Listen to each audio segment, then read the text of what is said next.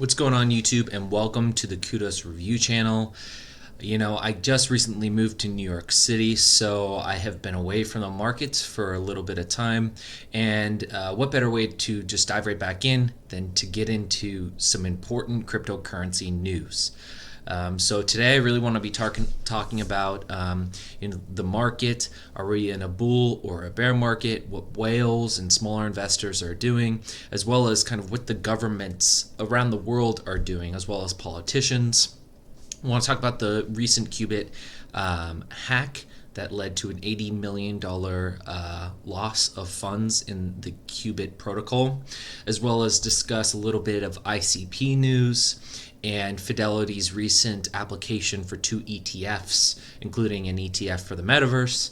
And then lastly, I want to finish with some NFT news, discussing how Reddit intends to utilize NFTs for profile pictures.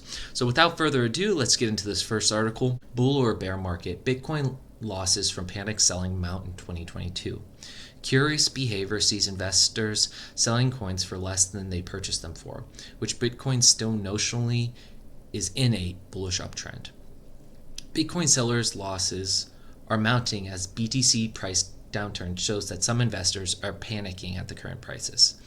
And I think this makes a lot of sense because if you look back at 2021, I think I saw an article that said 70% of all investors that are in the cryptocurrency market now came in 2021. And if you look a year ago to today, I think a year ago it might have been at higher prices, and maybe that's not true, but even so, within the past year, we've gone almost as high as 70K, and we've gone all the way down to the 20s. So I think as an initial investor experiencing this volatility in the market, it makes sense why people are panicking. The problem is as I recommend to you guys, and personally what I'm doing is just accumulate Bitcoin. This is a great price to accumulate Bitcoin at, especially if you don't have Bitcoin. I'm dollar cost averaging in, and that's something that I recommend that pretty much all people do as they get initial exposure to cryptocurrency. So with these small investors selling, there is a report from Glassnode which confirmed that the majority of transactions now involve significant sums of $1 million or more. This, the firm concluded, points to institutions, not retail, that are the driving on-chain force. So when you look at the actual metrics, you can see that institutions, rather than small investors, are the ones that are buying and accumulating more Bitcoin. So when these small investors are panicking and selling, they're just selling at lower prices to the institutions. Keep your Bitcoin, guys. I'm telling you, just keep your Bitcoin. And speaking of panicking, Ethereum whales quietly filled up on ETH while broader market panicked. Same things happening in Ethereum. Whales have always been known to move differently from smaller investors when it comes to the crypto market, and this time was no different. While investors panic sold their holdings at low prices, these whales quietly gobbled up the ETH being dumped on the market, increasing their dominance in the market once again. During this time, the number of addresses holding more than 10,000 ETH on their balances had also increased significantly.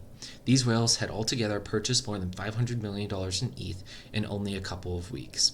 So, full disclosure, basically my strategy right now is I'm just accumulating Bitcoin and Ethereum, and I'm setting aside some money in USDT specifically so I can invest in altcoins whenever I see the market take a turn for the upside.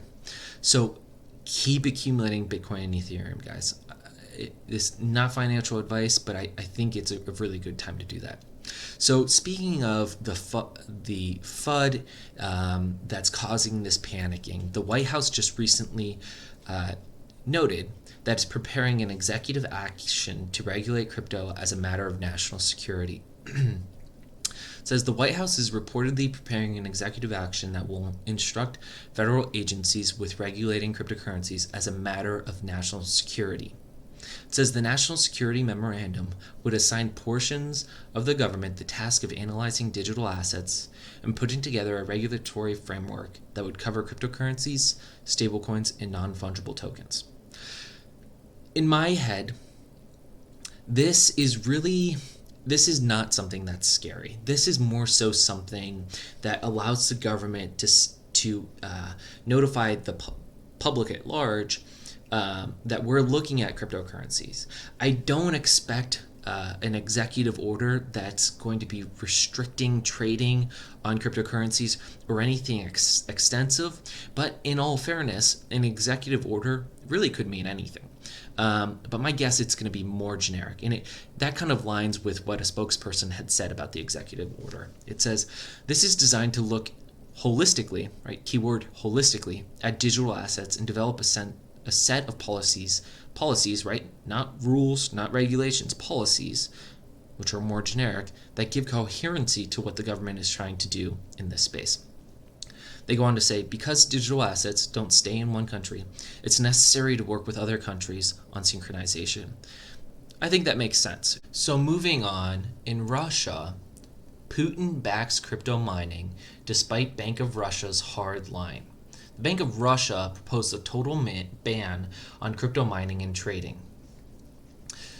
Vladimir Putin said that he backs Russian government's proposal to tax and regulate mining of cryptocurrencies, rejecting the central bank's proposal to ban it completely. You see, Putin understands that Russia is the third leader in the world in crypto mining. So it doesn't make much sense to ban this revenue stream. Instead, he would like mining to continue, as this article says, as Russia has many regions with a surplus of electricity. Putin goes on to say, we also have a certain competitive advantages here, especially in the so-called mining, Putin said during a government meeting while acknowledging risks associated with crypto. I mean, the surplus of electricity and well-trained personnel available in the country. So Russia's backing cryptocurrency. This actually caused a quick uptick in the Bitcoin price earlier this week. So I will keep you guys up to date with that.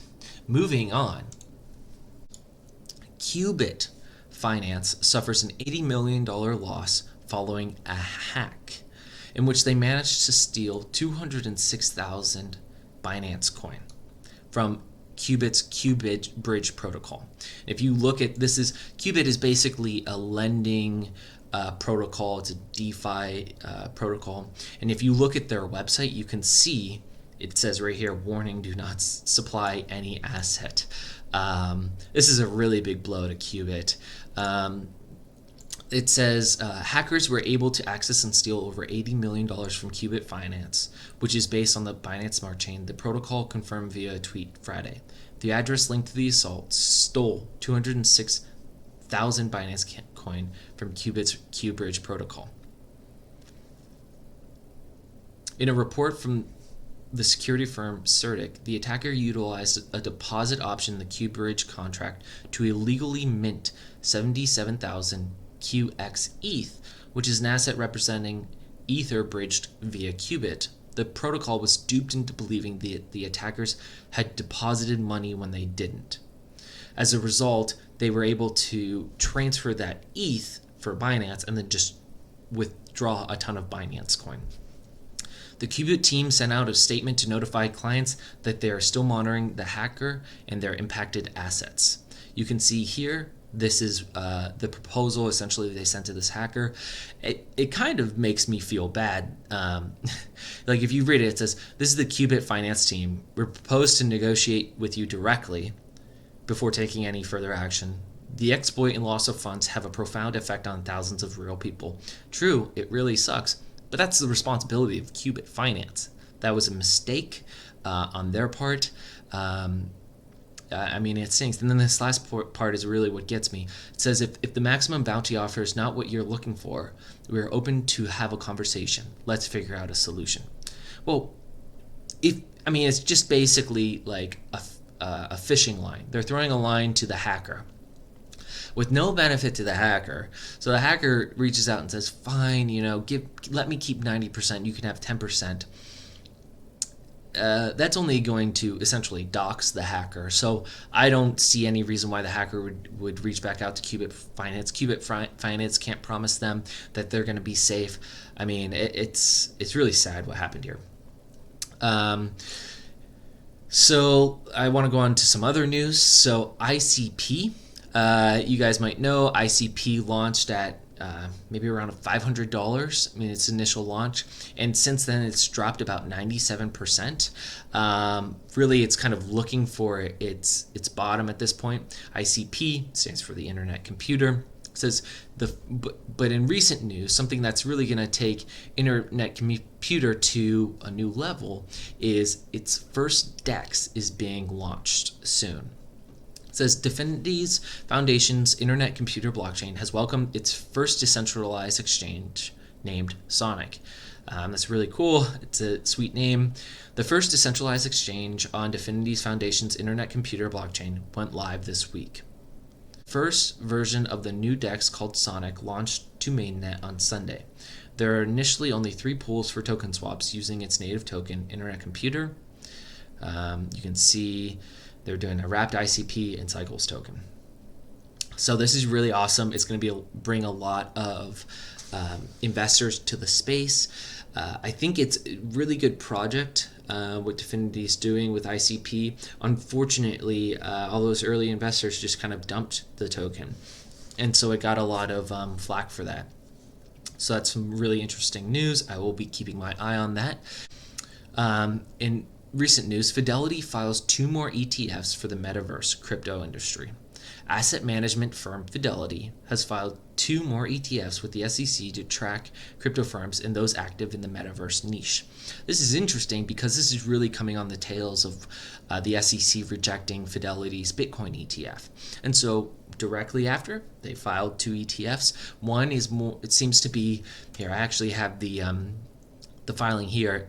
The one is a Fidelity Metaverse ETF, and if you go down here, you can kind of see what the purpose of this ETF is. It says, Metaverse is a term used to describe the future state of internet characterized by a network of both augmented reality and virtual worlds that can be experienced persistently in a shared environment by a large number of users. The Fidelity Metaverse Index is designated to reflect the performance of a global universe of companies that develop, manufacture, distribute, or sell products or services relating to and establishing and enabling the metaverse.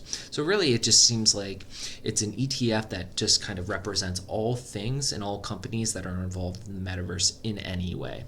It actually, to me, seems a little bit early to file for an ETF for the metaverse, but I mean, it's really encouraging to see like something like that come out. The other ETF is really, you can see the purpose here. It's really just a more generic, general ETF focused on any sort of company engaged in cryptocurrency or blockchain technology.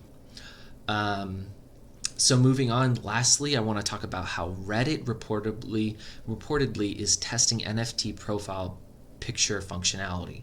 You guys might know Twitter has done the same thing so that profile pictures can be verified to prove that they're the original NFT.